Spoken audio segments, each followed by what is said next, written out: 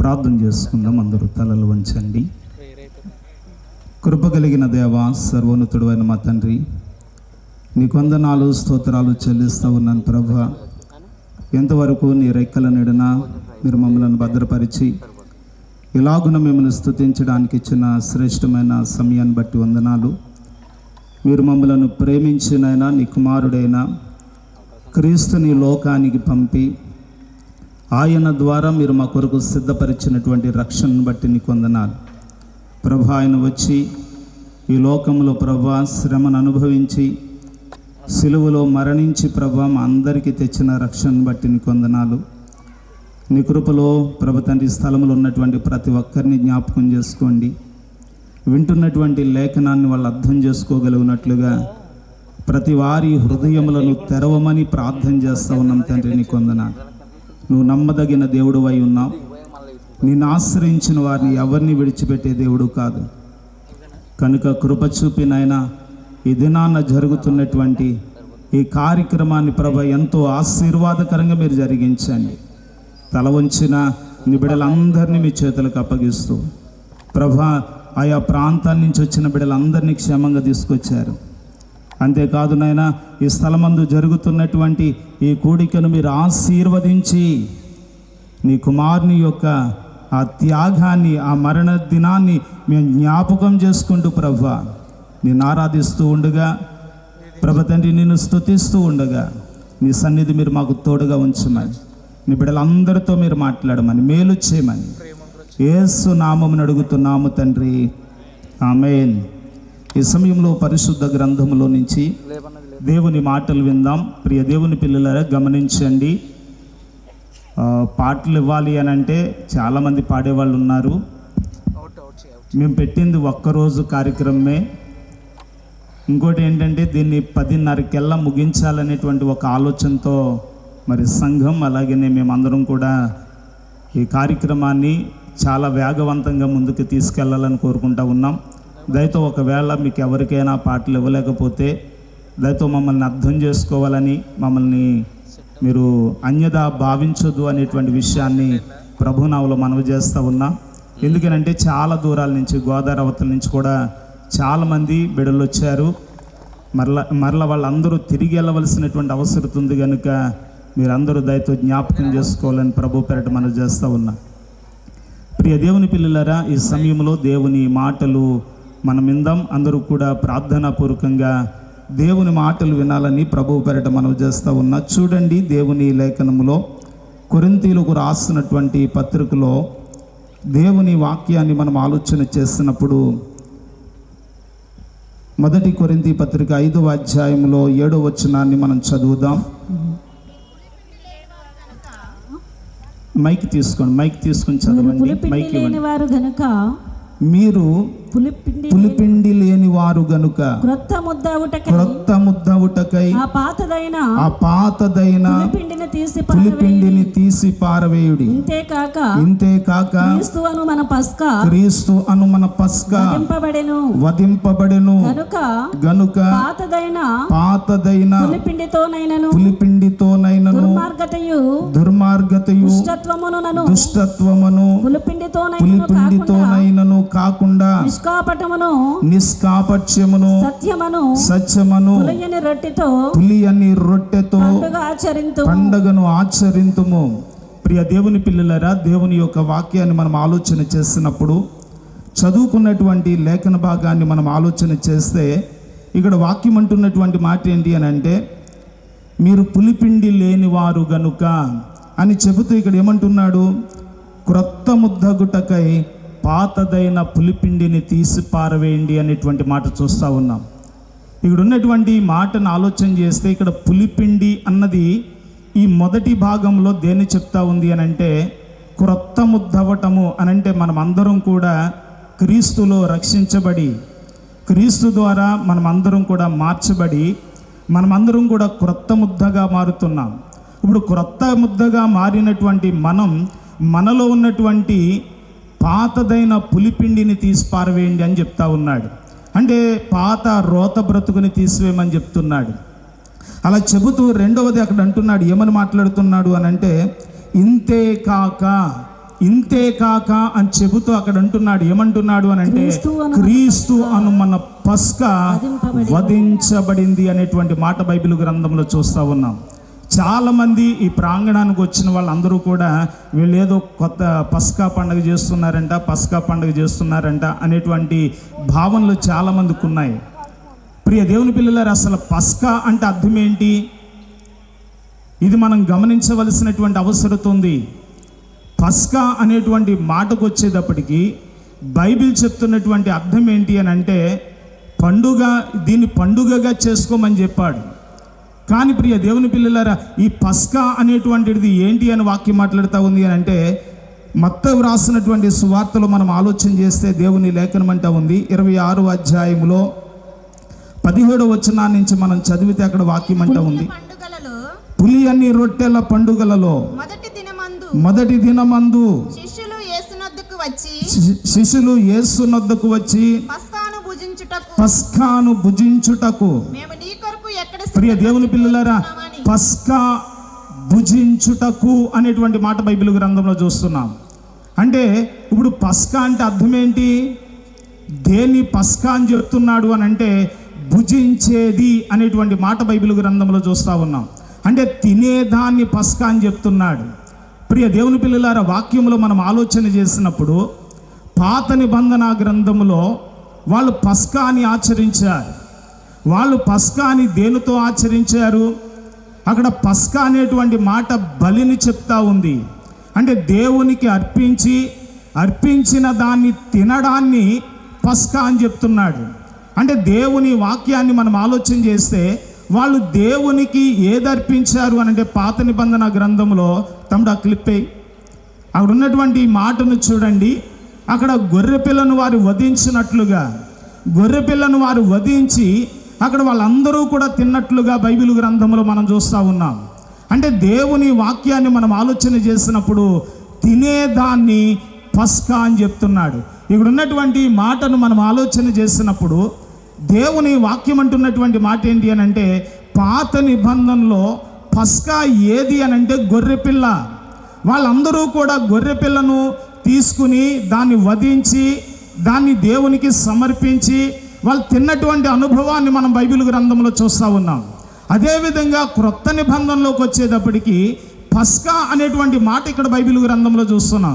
ఇక్కడ ఏది పస్కా అనంటే దేవుని వాక్యం అంటున్నటువంటి మాట, మనకు క్రీస్తు అనే పస్కా వధించబడెను అనేటువంటి మాట బైబిల్ గ్రంథంలో చూస్తూ ఉన్నాం. అంటే క్రొత్త నిబంధనలో పస్కా ఎవరు అనంటే యేసు ప్రభుల వారు. యేసు ప్రభు పస్కాగా ఉన్నాడు. అంటే దేవుని వాక్యాన్ని మనం ఆలోచన చేసినట్లయితే యేసుక్రీస్తు పస్కా అయితే ఈ రోజున మనం అందరం కూడా దేన్ని ఆచరించాలి అని వాక్యం మాట్లాడుతూ ఉంది అని అంటే, క్రీస్తు అనేటువంటి ఆయన ప్రియ దేవుని పిల్లలారా మనకి ఇస్తూ ఆయన ఏమిస్తున్నాడు అని అంటే, ఒక రొట్టెను తీసుకుని ఆయన చెప్తున్నటువంటి మాట ఏంటి అని అంటే, ఇది నా శరీరం, నన్ను జ్ఞాపకం చేసుకునడానికి దీన్ని చెయ్యండి అనేటువంటి మాట బైబిల్ గ్రంథంలో చూస్తూ ఉన్నాం. రెండవది, ఆయన ద్రాక్ష రసాన్ని తీసుకుని అంటున్నాడు, ఇది నా రక్తము, క్రొత్త నిబంధన అనేటువంటి మాట బైబిల్ గ్రంథంలో చూస్తూ ఉన్నాం. అంటే క్రొత్త నిబంధన అన్నప్పుడు పాత నిబంధన కూడా కనబడతా ఉంది. పాత నిబంధనలో గొర్రెను చూస్తున్నాం, క్రొత్త నిబంధనలో దానికి బదులుగా అంటే గొర్రె ఛాయా రూపంలో చూస్తూ ఉన్నాం. అది ఛాయగా ఉంది. ఛాయ అంటే అర్థం ఏంటి అని అంటే, రాబోయేదాన్ని సూచించేదై ఉంది. అంటే రాబోయేది ఏది? అక్కడ ప్రియ దేవుని పిల్లలారా, ఆ పస్కాలో ఇక్కడ ఆలోచన చేసినప్పుడు గొర్రె వధించబడ్డది. గొర్రె పస్కా అయితే క్రొత్త నిబంధనలో ఆ పస్కా ఎవరు అని అంటే ప్రభు అయిన యేసుక్రీస్తు. అందుకనే యేసు ప్రభుని బైబిల్లో చెప్తున్నటువంటి మాట ఏంటి అని అంటే, లోక పాపములను మోసుకుని పోవచ్చున్న దేవుని గొర్రెపిల్ల అనేటువంటి మాట బైబిల్ గ్రంథంలో చూస్తూ ఉన్నాం. అంటే గొర్రెపిల్ల యేసు ప్రభు అయితే, యేసు ప్రభు పస్కా అయితే ఈ రోజున మనం అందరం కూడా ఆయన శరీరాన్ని తిని ఆయన రక్తాన్ని తాగవలసిన వారమై ఉన్నాం. ఈ రోజున ఎంతమంది అలా చేసేటువంటి అనుభవాలు ఉన్నాయి? ఇది ఎప్పుడు పడితే అప్పుడు చేయాలా అని అంటే, ఇది ఎప్పుడు పడితే అప్పుడు చేసేది కాదు. దీనికి ఒక నియమ కాలం ఉంది అని బైబిల్ చెప్తా ఉంది. దేవుడు నియమించినటువంటి ఒక విధి ఉంది అని బైబిల్ గ్రంథం మాట్లాడుతూ ఉంది. ఈ రోజున దాన్ని ఎంతమంది ప్రియ దేవుని పిల్లలారా పాటించేటువంటి అనుభవాలు ఉన్నాయి, దాన్ని అనుసరించేటువంటి అనుభవాలు ఉన్నాయి. ఒకసారి ఆలోచన చేయండి. వాక్యం అంటున్నటువంటి మాట ఏంటి అని అంటే, ఇది ఎప్పుడు ఆచరించాలి? యేసు ప్రభు ఎప్పుడు ప్రియ దేవుని పిల్లలారా దేవునికి బలిగా మార్చబడ్డాడు అని అంటే బైబిల్ గ్రంథం చెప్తా ఉంది. యేసు ప్రభుని గురించి మనం ఆలోచన చేస్తే ఈ రోజున చాలామంది క్రైస్తవవేత్తలు, ఈ రోజున క్రైస్తవ్యానికి వ్యతిరేకంగా మాట్లాడేటువంటి వాళ్ళు చాలామంది మాట్లాడుతుంటున్నటువంటి మాట ఏంటి అని అంటే, మీ యేసు ప్రభుకి జన్మదినము లేదు, మరణ దినము లేదు అనేటువంటి మాటలు మాట్లాడే వాళ్ళు ఉన్నారు. ప్రియ దేవుని పిల్లలారా, ఈ రోజున అలా ప్రశ్నిస్తున్నారు అంటే కారణం ఏంటో తెలుసా? మనము బైబిల్ని పాటించకపోవడం, బైబిల్లో ఉన్నటువంటి దాన్ని మనం ఆలోచన చేయకపోవడం, బైబిల్ ఏం చెప్తుంది అని ఆలోచన చేసేటువంటి అనుభవాలు ఈ రోజున ఏ క్రైస్తవుల్లోనూ కనబడట్లా.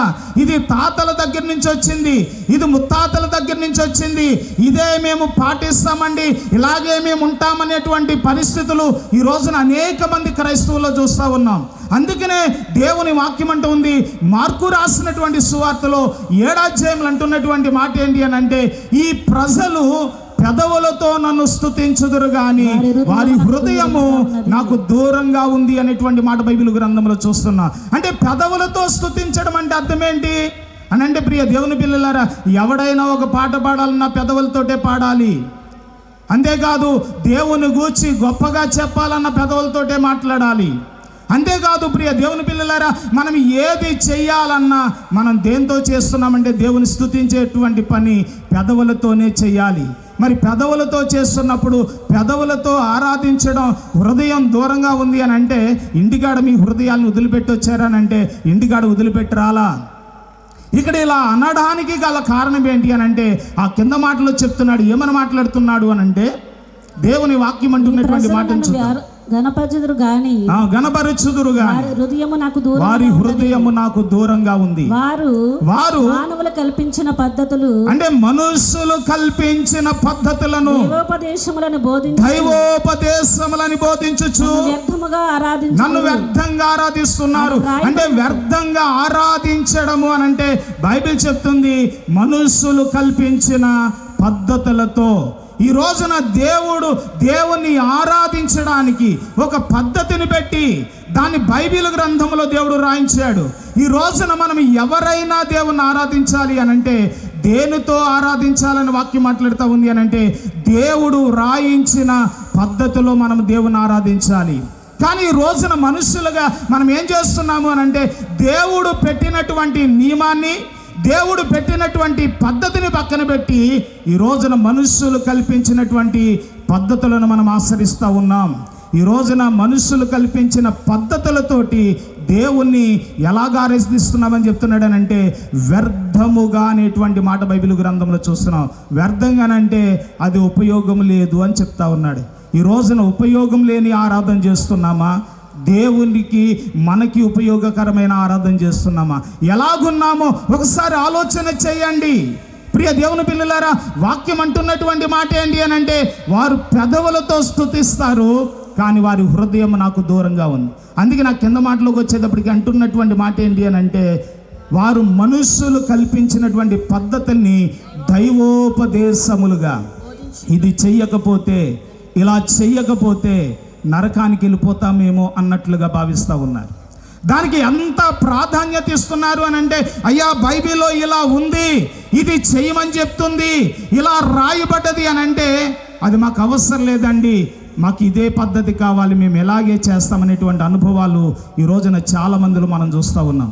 కానీ బైబిల్ అంటున్నటువంటి మాట, మనుషులు కల్పించినటువంటి పద్ధతులతోటి ఈ రోజున మనుషులందరూ కూడా చేస్తున్నటువంటి పని ఏంటి అని అంటే, దేవుని ఆజ్ఞను బొత్తిగా మీరుతా ఉన్నారు. దేవుని ఆజ్ఞను ఈ రోజున మీరేటువంటి అనుభవాలు ప్రతి క్రైస్తవునిలోనూ ఉన్నాయి. కాబట్టి ఈ రోజున మనం ఏది మీరకూడదు అని అంటే దేవుని ఆజ్ఞ. ఈ రోజున దేవుని ఆజ్ఞ మీరామా, దేవుని ఆజ్ఞ పాటిస్తున్నామా? ఆజ్ఞ అతిక్రమమే పాపమని బైబిల్ గ్రంథం చెప్తా ఉంది. కాబట్టి ప్రియ దేవుని పిల్లలారా, పాత నిబంధన గ్రంథంలో దేవుడు మోషే ద్వారా ఏమిచ్చాడు అనంటే ఆజ్ఞలు ఇచ్చినట్లుగా బైబిల్ గ్రంథంలో చూస్తున్నాం, ధర్మశాస్త్రాన్ని ఇచ్చినట్లుగా బైబిల్ గ్రంథంలో చూస్తూ ఉన్నాం. కానీ మోషేకి యథార్థ రూపం ఎవరు అనంటే మన ప్రభు అయిన యేసు క్రీస్తు. యేసు క్రీస్తు కూడా మనకి ఏం తెచ్చాడు అనంటే ఆజ్ఞలను తీసుకుని వచ్చాడు. పాత నిబంధనలో మోషే ద్వారా ఇశ్రాయేలీలకు ఆజ్ఞలు ఇచ్చాడు. క్రొత్త నిబంధనలో యేసు ప్రభు ద్వారా దేవుడు మనకి ఆజ్ఞలు ఇచ్చాడు. ఈ రోజున యేసు ప్రభు ఇచ్చినటువంటి ఆజ్ఞలు ఉన్నాయని ఎంతమంది క్రైస్తవులకు తెలుసు? క్రైస్తవులందరికీ యేసు ప్రభు చెప్పినటువంటి ఆజ్ఞలు ఏంట్రా అంటే రెండు తెలుసు. ఒకటి, నీ దేవుడైన యెహోవాని ప్రేమించు. రెండవది, నిన్ను వలె నీ పొరుగువాని ప్రేమించని. ఈ రెండు మాటల్లోనే ఈ రెండు ఆజ్ఞలే చూపిస్తా ఉన్నా. ఈ రెండు ఆజ్ఞలే కాదు ప్రియ దేవుని పిల్లలారా, పాత నిబంధన గ్రంథంలో ఎన్ని ఆజ్ఞలు ఉన్నాయనంటే 613 ఆజ్ఞలు మోషే ద్వారా ఇచ్చినటువంటి ఆజ్ఞలు ఉన్నాయి. కానీ క్రైస్తవులకి ఎన్ని ఆజ్ఞలు తెలుసు అంటే 10 ఆజ్ఞలే తెలుసు. ఆ 10 ఆజ్ఞల బోర్డే మనం పెట్టుకుంటా ఉన్నాం. కానీ మిగిలిన ఆజ్ఞలు ఈ రోజున ఎరగకుండానే ఈ రోజున క్రైస్తవులు ఉన్నారు. కానీ క్రొత్త నిబంధనలోకి వస్తే యేసు ప్రభు ఆజ్ఞలు తీసుకొచ్చాడు. దాన్ని ఏమంటున్నాడు అని అంటే యోహాను రాసినటువంటి సువార్తలో 15వ అధ్యాయంలో చూసినప్పుడు అక్కడ వాక్యం అంటున్నటువంటి మాటను చూద్దాం. చూడండి, ఆజ్ఞలు గైకొని వచనం చెప్పండి. 15వ అధ్యాయము 10వ వచనాన్ని చదువుదాం. నేను నా తండ్రి ఆజ్ఞలను గైకొని ఆయన ప్రేమ యందు నిలిచియున్న ప్రకారం.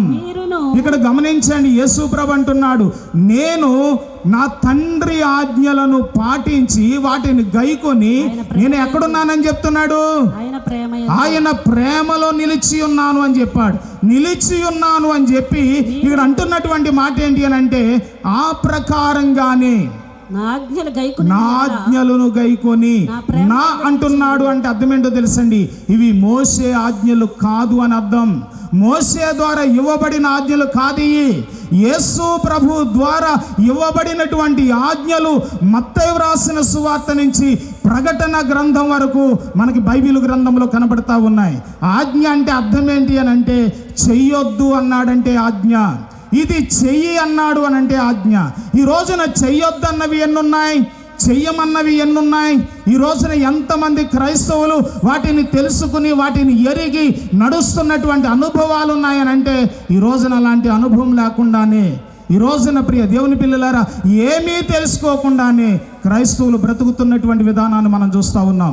కానీ బైబిల్ చెప్తుంది, భయభక్తులు కలిగి ఉండడం అన్నా, దేవుణ్ణి ప్రేమించడం అన్నా బైబిల్ చెప్పేటువంటి మాట ఒకటే, ఆయన ఆజ్ఞలను గైకొనుటయే దేవుణ్ణి ప్రేమించడం.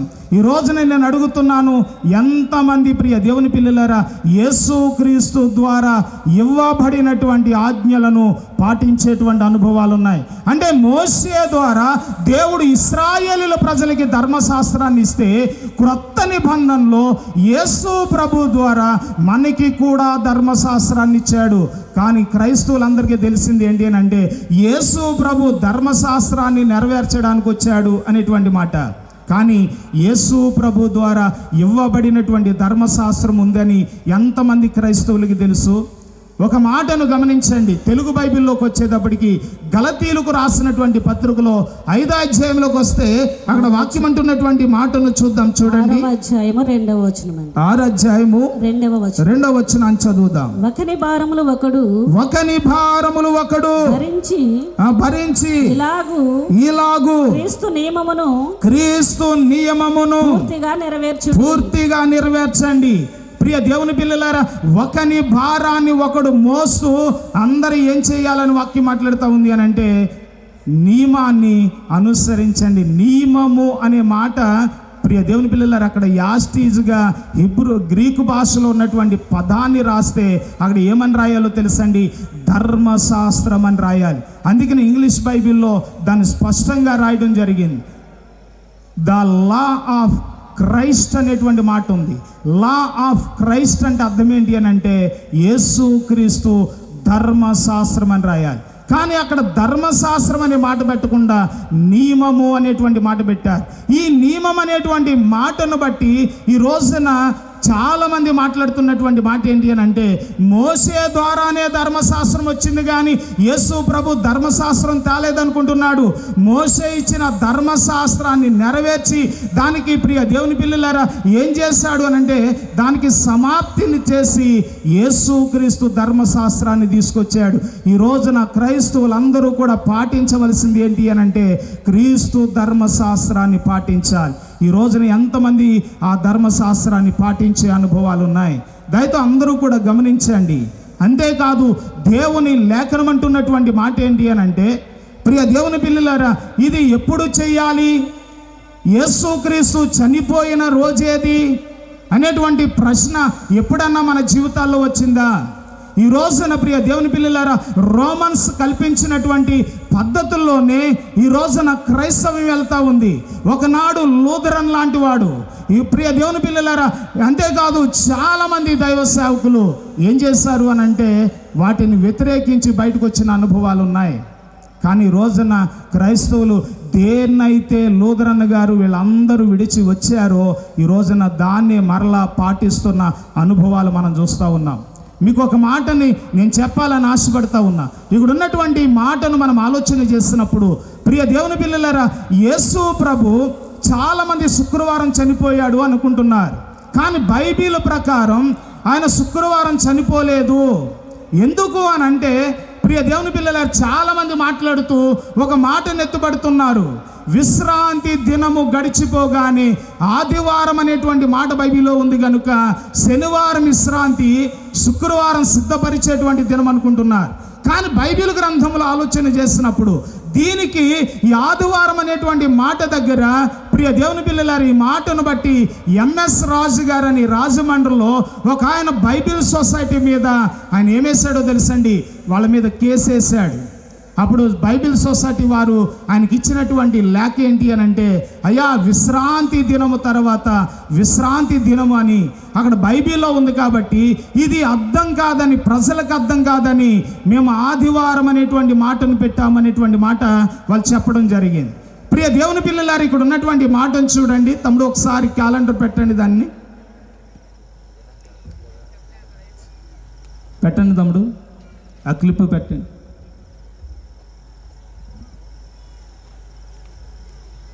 దేవునికి స్తోత్రం. ఇక్కడ గమనించండి ప్రియ దేవుని పిల్లలారు, ఎందుకు ఈ మాట పెడుతున్నాను అని అంటే, యేసు ప్రభు ఎప్పుడు చనిపోయాడు ఈ రోజున క్రైస్తవుడు తెలుసుకోవాలి. ఇక్కడ ఈ విషయాన్ని ఎందుకు మీకు తెలియజేస్తున్నామనంటే, దేవుని వాక్యం అంటుంది 7వ రోజు విశ్రాంతి దినంగా మనం చూస్తూ ఉన్నాం. అలాగనే 14వ రోజు విశ్రాంతి దినంగా చూస్తూ ఉన్నాం. అలాగనే 21వ రోజు విశ్రాంతిగా చూస్తూ ఉన్నాం. అలాగనే 28వ రోజు విశ్రాంతిగా మనం చూస్తూ ఉన్నాం. ఇది ఇలాగ ప్రియ దేవుని పిల్లలారా, 7 రోజులకు ఒకసారి విశ్రాంతి అనేటువంటిది మనం బైబిల్ గ్రంథంలో చూస్తాం.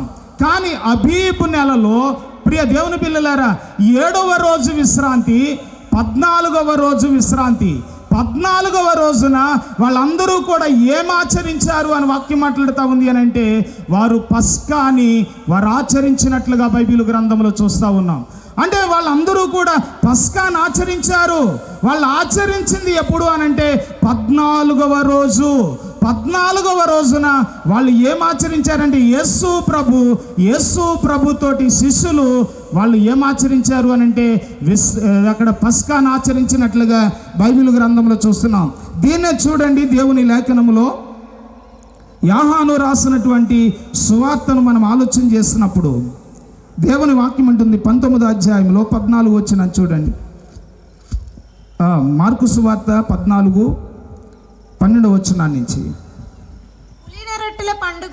పులియని రొట్టెల పండుగలో మొదటి దినమున చూడండి, వారు పస్కా పశువును వధించినప్పుడు ఆయన శిష్యులు పస్కాని భుజించుటకు మేము ఎక్కడికి వెళ్ళి సిద్ధపరచవలెను కోరుచున్నావని ఆయన అడిగాను. ఆయన మీరు పట్టణంలోనికి వెళ్ళండి. అక్కడ అమ్మ దయతో అందరూ కూడా గమనించండి, మనం క్రైస్తవులం క్రమాన్ని పాటించాలి. సభ మర్యాదలు తెలియకుండా క్రైస్తవ్యం ఈ రోజున కనబడతా ఉంది. ఇటు అటు తిరగకూడదు. మనం వచ్చామనంటే చాలా జాగ్రత్తగా కూర్చోవాలి. ఎందుకనంటే ఈ లోకంలో కలెక్టర్ దగ్గర కూర్చుంటేనే, ఒక ఎమ్మెల్యే దగ్గర కూర్చుంటేనే చాలా జాగ్రత్తలు పాటిస్తాం. కానీ దేవుని దగ్గరకు వచ్చేటప్పటికి ఈ రోజున క్రైస్తవుడికి భయం లేకుండా పోయింది. మనం మర్యాదలు నేర్చుకోవాలి. మనల్ని చూసి ఒకడు నేర్చుకునేటువంటి అనుభవాల్లో ఉండాలి. కనుక దయతో పిల్లల్ని ఇటు అటు తిరగనివ్వకండి, అలాగే ఇటు అటు తిరగొద్దు. దయతో మీరందరూ కూడా జాగ్రత్తగా కూర్చోవాలని ప్రభు పేరట మనం చేస్తున్నాం. ఇక్కడ ఉన్నటువంటి మాటను గమనించండి. యేసు ప్రభు దగ్గరకు వచ్చి శిష్యులు అడుగుతున్నారు, అయ్యా పస్కాని భుజించడానికి మేము ఎక్కడికి వెళ్ళి సిద్ధపరచాలి?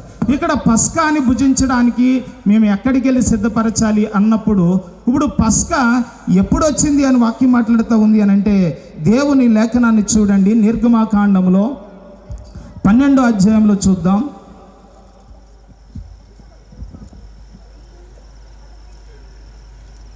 నిర్గమాకాండం 12వ అధ్యాయంలో దేవుడు అక్కడ ఏమిచ్చాడు అని అంటే, వాళ్ళకి ఒక నెలనిచ్చాడు. అంటే అప్పటి వరకు వాళ్ళు ఐగుప్తిలో ఉన్నారు.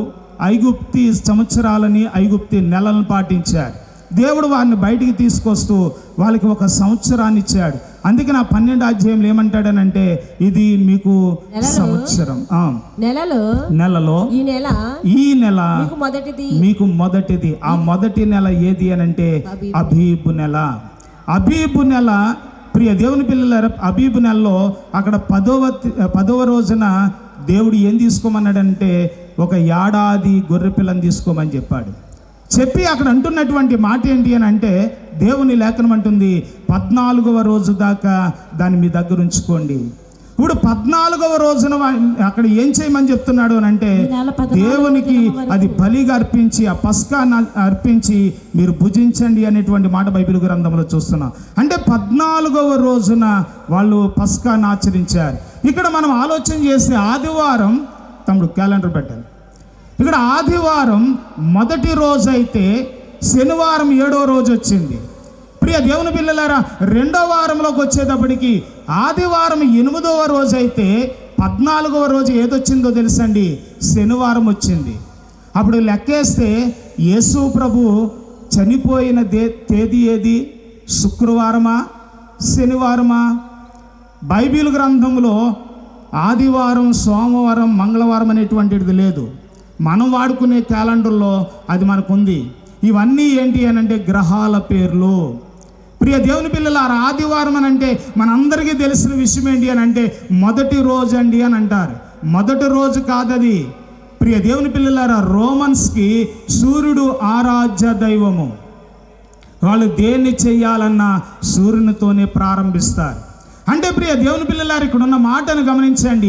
ఆదివారం అనేటువంటి మాట ఎలాగొచ్చింది అని అంటే ఆదిత్యుడు అనేటువంటి మాటలో నుంచి వచ్చింది. ఆదిత్యుడు అనేటువంటి మాటకు అర్థం సూర్యుడు అని అర్థం.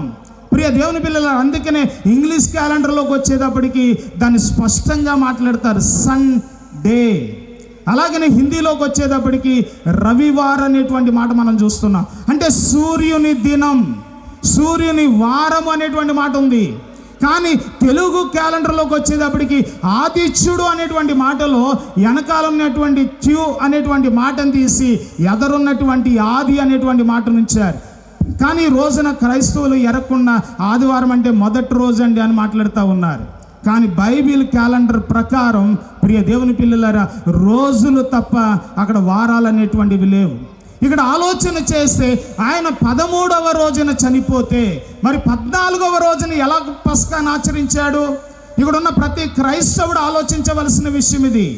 ప్రతి క్రైస్తవుడు ప్రియ దేవుని పిల్లలారా ఆలోచించవలసినటువంటి విధానం ఉంది. ఎందుకు అనంటే ఈ రోజున యేసు ప్రభు శుక్రవారం చనిపోయాడు అనంటే 13వ రోజు వచ్చింది. 13వ రోజున యేసు ప్రభు చనిపోతే 14వ రోజున ఎలాగా ఆయన ప్రియ దేవుని పిల్లలారా పస్కాను ఆచరించాడు? ఈ రోజున ఏ క్రైస్తవుడు దీనికి సమాధానం చెప్తాడు? ఆలోచించండి. మనం చదువుకున్నాం, జ్ఞానం పెరిగింది, టెక్నాలజీ పెరిగింది, అన్నిటిలో జ్ఞానాన్ని సంపాదిస్తున్నాం. కానీ క్రైస్తవుడు బైబిల్లో జ్ఞానాన్ని సంపాదించడానికి ఇష్టపడట్లా.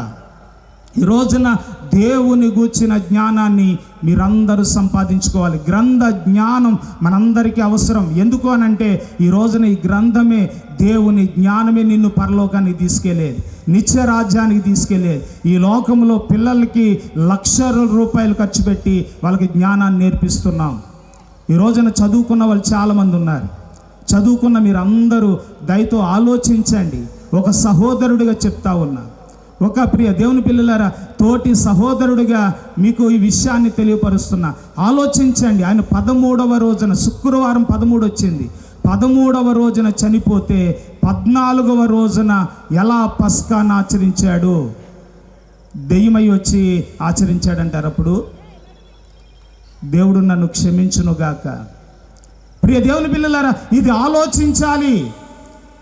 కానీ ఈ రోజున క్రైస్తవులు ఎరగవలసింది ఏంటి అని అంటే, ఆయన శుక్రవారం చనిపోలేదు.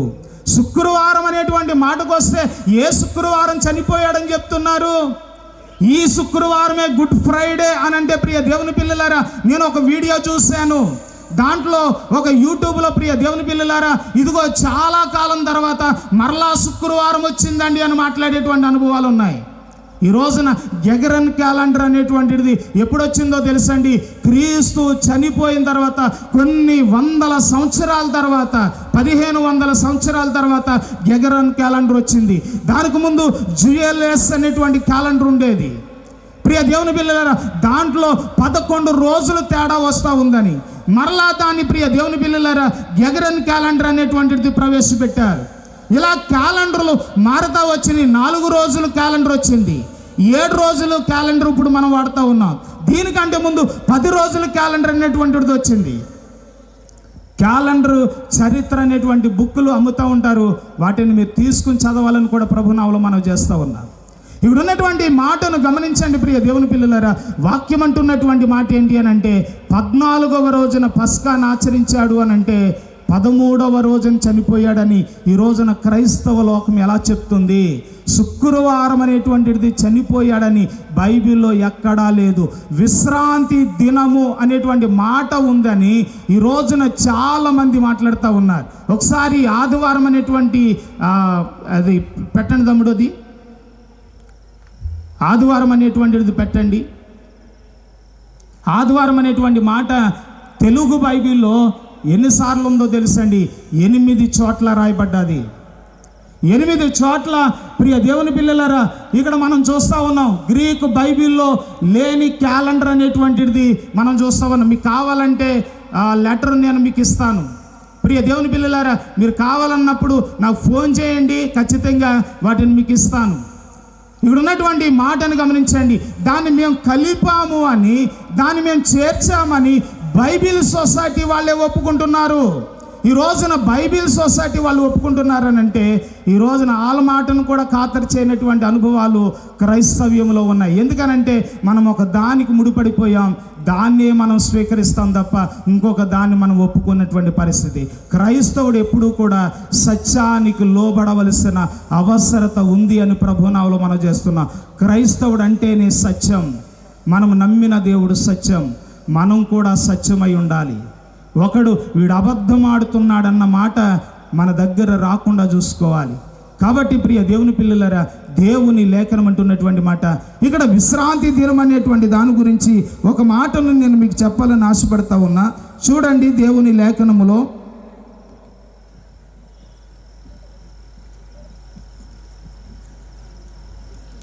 ఈ నిర్గమకాండంలోనే మనం చూస్తున్నప్పుడు అక్కడ అంటున్నాడు,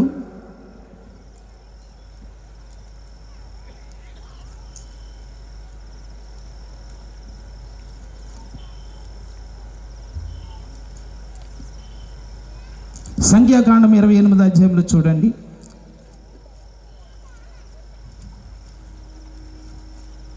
28వ అధ్యాయంలో మొదటి వచనాన్ని చదువుదాం. ఇలాగూ సెలవిచ్చెను, నీవు ఇశ్రాయేలులకు ఇలాగ ఆజ్ఞాపించు,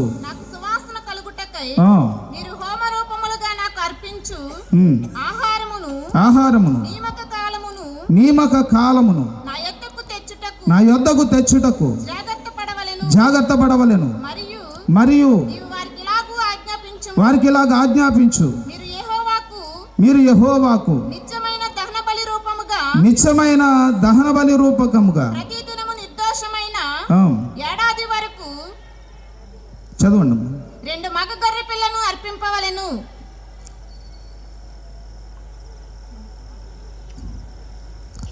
చూడండి 16 వచనం చదవండి. మొదటి నెల 14వ దినమున యెహోవాకు పస్కా పండుగ. చూడండి, ఆ నెల 15వ దినము పండుగ జరుగును. 7 దినములు పొంగని భక్ష్యములని తినవలెను. మొదటి దినము పరిశుద్ధ సంఘముగా కూడవలెను. అందులో మీరు జీవనోపాధి అయిన పనులేమి చేయకూడదు.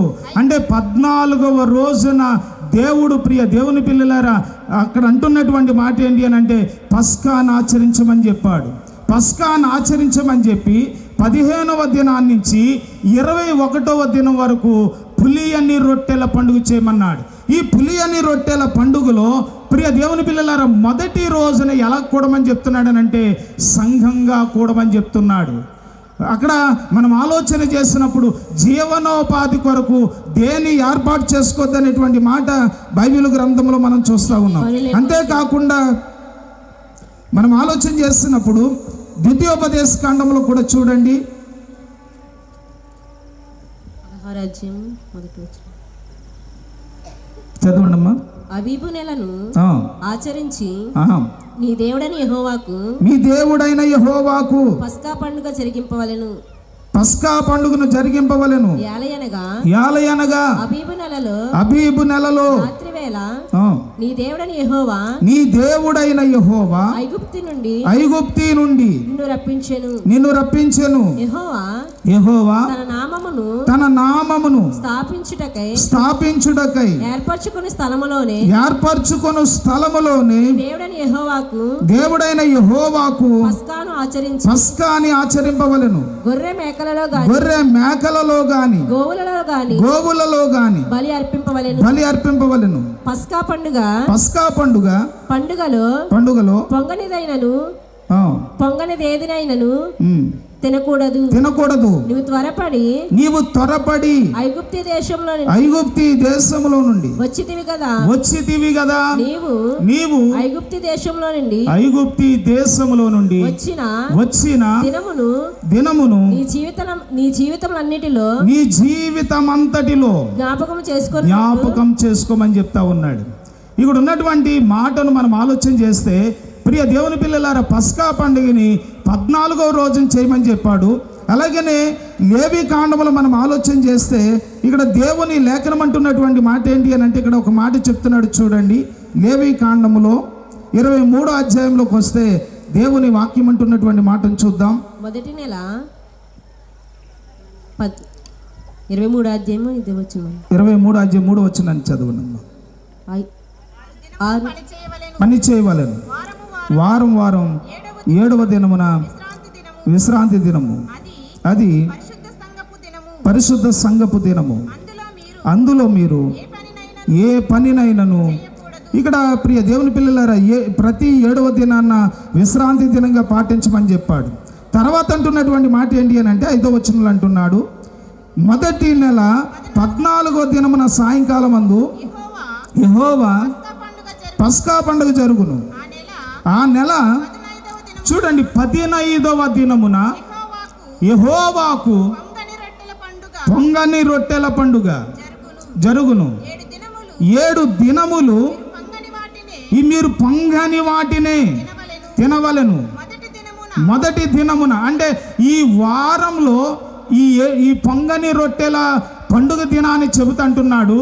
ఈ వారంలో దాన్నే ఇంగ్లీష్ బైబిల్లో ఏమనుంది అని అంటే ప్రియ దేవుని పిల్లలారా వీక్ అనేటువంటి మాట చూస్తున్నా. అంటే వారం రోజులు చెప్తున్నాడు అని అంటే దానికి ఒక ప్రత్యేకత ఉంది. దానికి ఉన్నటువంటి ప్రత్యేకత ఏంటి అని అంటే పులియని రొట్టెల పండుగ. ఈ పులియని రొట్టెల పండుగలో మొదటి దినము అని చెప్తున్నాడు. మొదటి దినము అంటే అర్థం ఏంటి అని అంటే 15వ రోజు చెప్తున్నాడు. ఈ 15వ రోజుని ఎలాగ ఆచరించమని చెప్తున్నాడు? పరిశుద్ధ సంఘముగా మీరు పరిశుద్ధ సంఘముగా కూడవలెను. అందులో మీరు జీవనోపాధి అయిన ఏ పని చేయకూడదనేటువంటి మాట చూస్తూ ఉన్నాం. అంటే ఈ 15వ రోజుని విశ్రాంతి దినముగా పాటించమని చెప్తా ఉన్నాడు. అలాగని 21వ రోజును కూడా ఎలా పాటించమని చెప్తున్నాడు అని అంటే విశ్రాంతి దినముగా పాటించమని చెప్తున్నాడు. ఇక్కడ ప్రియ దేవుని పిల్లలారా 14వ రోజున ఆయన పస్కాను ఆచరించాడు. ఆ రాత్రి ఆయన పట్టబడ్డాడు. అంతేకాదు దేవుని వాక్యం అంటున్నటువంటి మాట ఏంటి అని అంటే ఆ రాత్రి ఆయన 5 న్యాయస్థానాలలో ఆయన తీర్పు తీర్చబడినట్లుగా మనం చూస్తున్నాం. ఆయన ఉదయకాల సమయంలో 9 గంటలకి సిలువేయబడ్డాడు. ఆయన 3 గంటలకి ఆయన ప్రాణం విడిచినటువంటి విధానాన్ని మనం చూస్తున్నాం. ఇది జరిగిన తర్వాత విశ్రాంతి దినము సమీపిస్తూ ఉందని ఎరిగి, విశ్రాంతి దినము అని ఇక్కడ చెప్తున్నది దేని గూర్చి అని అంటే 14వ రోజును కాదు, ఇది 15వ రోజుని విశ్రాంతిగా పాటించమని చెప్పాడు. దీన్నే మహావిశ్రాంతి అని చెప్తా ఉన్నాడు. ప్రియ దేవుని పిల్లలారా, ఈ 15వ రోజు విశ్రాంతిగా పాటించమని చెప్పాడు కాబట్టి, ఈ 15వ రోజున పరిశుద్ధ సంఘముగా కూడమని చెప్పాడు కాబట్టి, ఇక్కడ ఏ జీవనోపాధి కానీ ఏ పని చేయొద్దన్నాడు కాబట్టి, ప్రియ దేవుని పిల్లల వారందరూ కూడా ఈ 14వ రోజున యేసు ప్రభు చనిపోయిన తర్వాత అక్కడ ఏం చేశారు అని వాక్యం మాట్లాడుతూ ఉంది అని అంటే 15వ రోజు అనేటువంటి విశ్రాంతి రాకముందే ఆయన్ని దించి ఆయన సమాధిలో పెట్టినట్లుగా బైబిల్ గ్రంథంలో చూస్తున్నాం. ఆయన సమాధిలో ఉన్నది 15వ రోజు. గమనించండి, దేవుని వాక్యం అంటున్నటువంటి మాట విశ్రాంతి అని చెప్తుంది 15వ రోజుని. అంటే ఇది ఒక అబీబ్ నెలలో మాత్రమే వచ్చేటువంటిది. అంటే 14వ రోజు నుంచి 21వ రోజు వరకు ఈ 8 రోజుల్ని ఏమని మాట్లాడతారు అని అంటే విశ్రాంతి దినములు అని చెప్తారు. ఈ విశ్రాంతి దినములలో ప్రియ దేవుని పిల్లలారా, మొదటి విశ్రాంతి అయినటువంటి 14వ రోజున వాళ్ళు పండగను ఆచరించారు. 15వ రోజుని విశ్రాంతిని పాటించారు.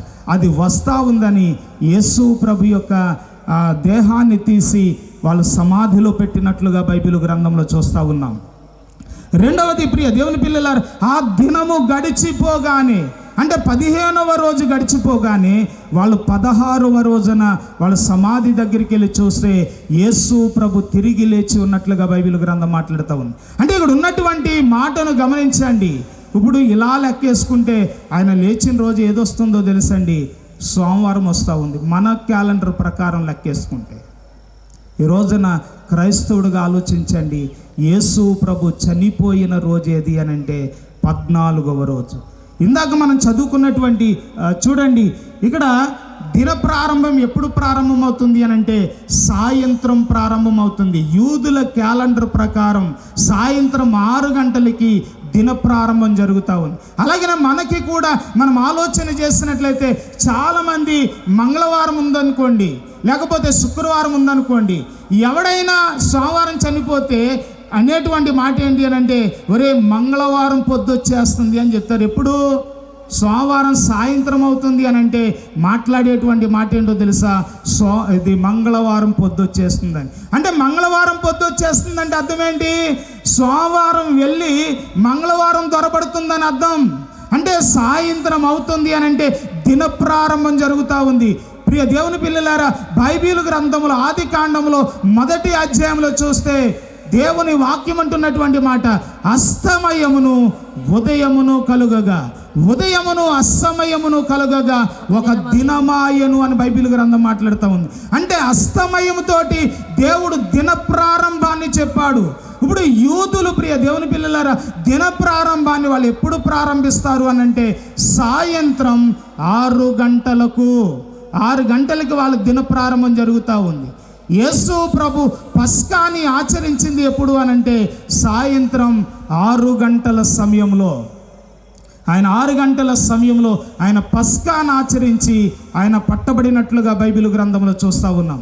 ప్రియ దేవుని పిల్లలారా, దేవుని వాక్యం అంటున్నటువంటి మాట అదే రోజు అని చెప్పడానికి గల కారణం ఏంటి అని అంటే మనకు అర్ధరాత్రి 12 గంటలకు రోజు మారిపోతుంది కనుక ఇక్కడ 2 రోజులుగా కనబడుతుంది.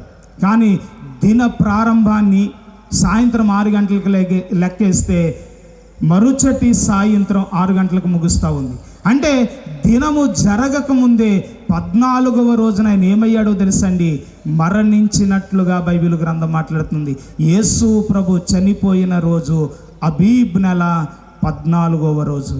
ఈ రోజుని ఈ 14వ రోజున పాటించేటువంటి అనుభవాలు ఎంతమందిలో ఉన్నాయి? ఈ క్యాలెండర్ ప్రకారం మారొచ్చు, ఈ గగరన్ క్యాలెండర్ ప్రకారం ఇవి మారొచ్చు, కానీ యూదుల క్యాలెండర్ మాత్రం ప్రకారం అబీబ్ నెల 14వ రోజునే యేసు ప్రభు చనిపోయిన రోజు. ఆ రోజే మనం పాటించవలసిన అవసరం ఉంది. ఈ సంవత్సరం శుక్రవారం వచ్చింది. గత సంవత్సరంలో ప్రియ దేవుని పిల్లలారా, క్రైస్తవులు అందరూ మట్లాదివారం చేస్తే ఆ రోజు క్రీస్తు చనిపోయిన రోజు వచ్చింది. దేవుని మాటలు వింటున్న మీరందరూ దయతో అర్థం చేసుకోవాలి. యేసు ప్రభు చనిపోయిన రోజున అడుగుతున్నారు. ఈ రోజున ఎంతమంది చెప్పగలిగిన అనుభవాలు ఉన్నాయి? ఏదో అబద్ధంతో మనం పండుగను ఆచరించకూడదు. అందుకనే మనం ఇందాక చదువుకున్నటువంటి లేఖన భాగంలో అంటున్నాడు, మనము పులిపి లేని వారం, పాతదైన పులిపిండిని తీసి పారవేయండి, క్రొత్త ముద్దవుటకు మనం అందరం కూడా నూతన పరచబడాలి అని వాక్యం మాట్లాడుతుంది. ఇప్పుడు నూతన పరచబడిన మనం పాతదైన పులిపిండి అని పస్కా అని చెప్తున్నాడు. అంటే ఇక్కడ క్రీస్తు పస్కా వధించబడింది అన్నప్పుడు ఇక్కడ ప్రియ దేవుని పిల్లలారు ఏ పస్కాని తీసేస్తారో తెలుసండి, గొర్రెతో ఆచరించే పస్కాని తీసేశారు. గొర్రెతో ఆచరించే పస్కాని తీసి ప్రియ దేవుని పిల్లలారా, వాక్యం అంటున్నటువంటి మాట, క్రీస్తు అనే పస్కాని అపోస్తులు ఆచరించారు.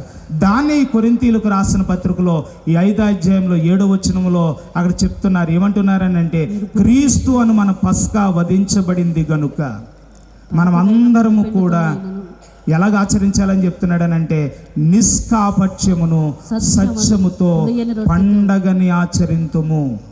పండగను ఆచరించాలి దేంతో అని అంటే, నిష్కాపట్యము సత్యం అనే రొట్టెతో. ఈ రోజున నిష్కాపట్యము సత్యం అనే రొట్టెగా నీవు నేను మారాలి.